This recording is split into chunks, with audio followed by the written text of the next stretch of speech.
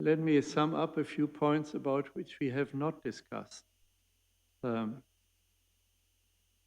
I think we can be quite optimistic about new plant breeding and resilience-related technologies in agriculture innovations because of progress in bioscience, biotechnology, and where I'm a bit pessimistic in that respect is that these technologies and this science-based knowledge is not transferred fast enough around the world to low and middle income countries.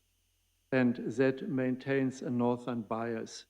So that's where development partners, private sector, and so on can play a strong role.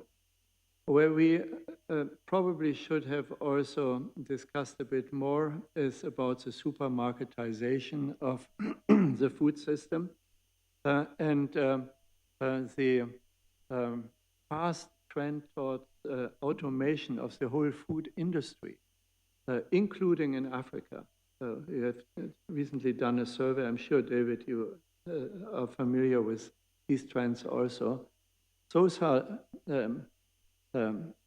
giving us opportunities, but also have large negative employment effects and transforming the so-called smallholder subsistence sector and threaten cottage industries and so on. And lastly, we may in the future talk more about what to do about nutrition-sensitive social protection systems. School meal programs around the world, the millions of school children whose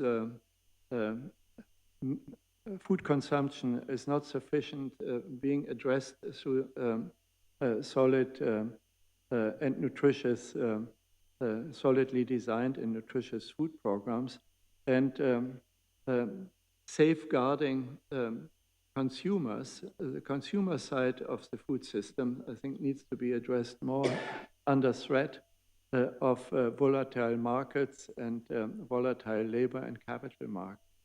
So these 3 points I felt we can watch more in the future. Actually, Ram, you recall 2 years ago when we had the preparatory meeting for this, we touched on these, but we may need to address them further in future gatherings. Thank you for a vibrant discussion on the food issues, more to be done. And in a moment, I will, after you have done your exercise standing up, hand over to Joachim and Governor Healy. Thank you.